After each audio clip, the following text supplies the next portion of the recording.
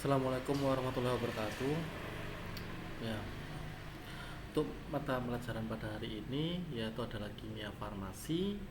Kita akan melanjutkan materi yang kemarin, bahwa pada minggu kemarin kita sudah belajar tentang polimer. Sebelum itu, marilah kita berdoa buat agama dan kepercayaannya masing-masing. Berdoa mulai. Berdoa selesai.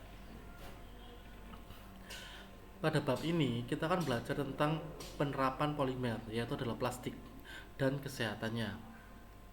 Tentunya penggunaan plastik sangat beraneka ragam ya, kita gunakan yang ada di rumah, baik yang ada di botol minuman atau botol kemasan saus, kecap, dan lain-lain. Nah, tujuan pada hari ini adalah kalian bisa membedakan bahwa simbol-simbol yang ada pada plastik itu pemanfaatannya pada penggunaan kita. Dan yang kedua adalah bisa memahami dampak dan efisiensi penggunaan plastik.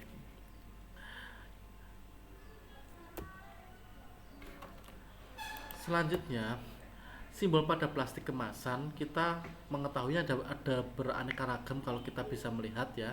Kalau kita lihat secara kasat mata, secara kejauhan mungkin terlihat sama, tapi kalau kita bisa meneliti terlebih lanjut lagi atau melihatnya dengan seksama, itu akan adanya simbol-simbol yang berbeda. Seperti ini.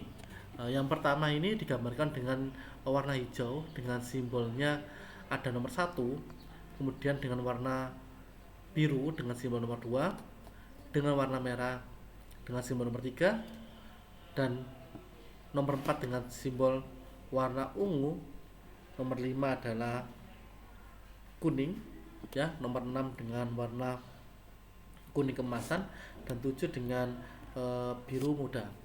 Jadi itu adalah ketujuh simbol ya, dan juga ada namanya. Kalau yang pertama itu namanya adalah PET atau PET, atau penamanya adalah polyethylene terephthalate atau fast drinking bottle and frozen ready meal and packing.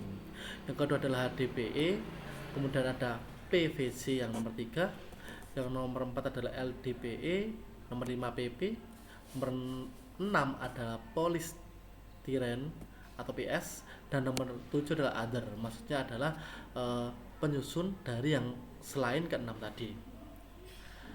Yang pertama ya, tanda logo daur ulang dengan angka nomor 1 itu adalah PT atau PET atau polyethylene terephthalate, bisa dipakai untuk botol plastik biasanya berwarna jernih dan transparan, tembus pandang seperti botol air mineral dan seperti pada gambar di samping ini.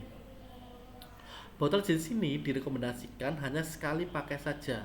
Bila terlalu sering dipakai, apalagi digunakan untuk menyimpan air hangat, apalagi panas, akan mengakibatkan lapisan polimer pada botol tersebut akan meleleh dan mengeluarkan zat karsinogenik, dapat menyebabkan kanker dalam jangka yang sangat panjang.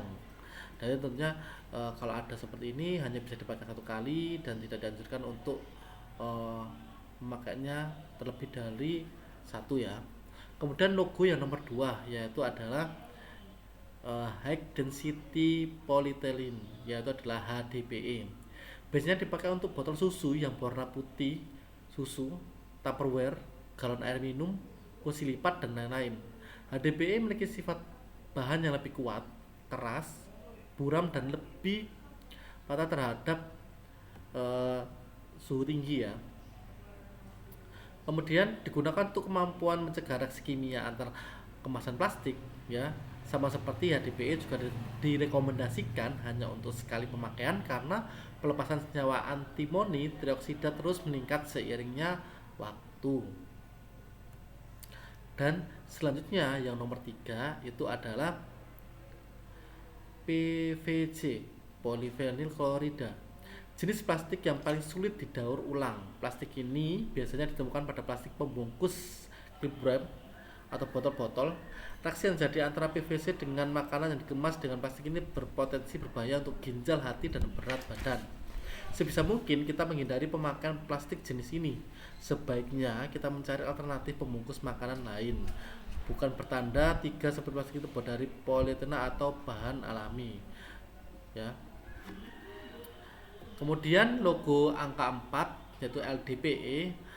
Plastik tipe coklat ini ya, atau terbuat dari minyak bumi, bisa dipakai untuk tempat makanan, plastik kemasan, dan botol lembek. Sifat mekanis jenis plastik LDPE adalah kuat, agak cair, fleksibel, dan permukaannya agak berlemak, dan di bawah 60 derajat Celcius yang resisten terhadap senyawa kimia. Daya proteksi terhadap uap air tergolong baik, tapi kurang baik bagi gas lain seperti oksigen. Bahan ini baik untuk tempat makanan karena bereaksi secara kimia dan makanan dengan bahan lain. Kemudian dengan LDPE nomor 5, PP terbaik untuk tempat makanan dan minuman. Ciri khas ini adalah mengkilat, transparan tetapi tidak jernih, atau berawan. Biasanya digunakan untuk gelas plastik, tutup botol susu, botol minuman, dan mainan anak-anak. Cara dengan 5 kode membeli barang berbahan plastik untuk menyimpan kemasan berbagai sebab produk ini adalah aman. Untuk yang logo yang nomor 6, biasanya dipakai sebagai bahan tempat makanan styrofoam, tempat minum sekali pakai, dan lain-lain. Polisterin merupakan polimer aromatik yang dapat mengeluarkan bahan dan makanan dan sebut bersentuhan. Tempat makanan, stearin juga bisa didapatkan dari asap-asap kendaraan dan bahan konstruksi gedung.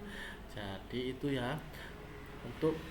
Kemudian logo dengan angka 7, the other, ini tentunya ditemukan pada teman makanan yang seperti botol minuman olahraga, suku cadangan mobil, alat-alat rumah tangga, komputer, alat-alat, dan lain. Plastik jenis ini dapat ditemukan pada botol susu, gelas anak, dan lain-lain juga. PC atau polikarbonat itu tidak dianjurkan untuk dipergunakan ya untuk tempat makanan atau minuman, sebab dapat mengeluarkan bahan utama yaitu bisphenol A ke dalam makanan dan minuman yang berpotensi merusak sistem hormon, kromosom pada ovarium, penurunan produksi sperma, dan mengubah fungsi imunitas. Ironisnya, botol susu sangat mungkin mengalami proses pemanasan, entah itu tujuan sterilisasi dengan cara merebus, panaskan dengan microwave, atau dituangkan dengan air yang sangat panas. Sedangkan SAN dan BAS ABS merupakan salah satu bahan plastik yang sangat baik untuk digunakan dalam kemasan makanan ataupun minuman ya. Lah, rekomendasi untuk kita adalah cara teraman adalah hindari penggunaan plastik, karena penggunaan plastik pasti ada efek sampingnya ya. Kalau tak mungkin, gunakan plastik dengan logo-logo yang aman ya, seperti yang tadi ya. Kita bisa menggunakan logo yang nomor 7 dan nomor 5. Pastikan tidak dicuci dengan pencuci yang keras dan tidak dipanaskan dengan cara apapun. Nah, mungkin itu saja ya untuk materi pada hari ini. Jadi silakan kalian tulis atau kalian rangkum atau nanti bisa mengeprint modulnya ini ya. Di samping itu juga nanti akan ada pengerjaan ya di sini. Ini nanti akan ada Google Form yang nanti kalian bisa mengerjakannya, yaitu adalah post test polimer. Nanti silakan memilih namanya di sini, kemudian bisa memilih juga kelasnya, dan juga bisa menjawab kelima soal ini dengan baik dan benar. Jadi mungkin itu saja untuk pertemuan pada hari ini. Semoga bermanfaat dan kegiatan kalian di rumah juga bisa menyenangkan ya untuk belajar hari ini. Dan saya akhiri, wassalamualaikum warahmatullahi wabarakatuh.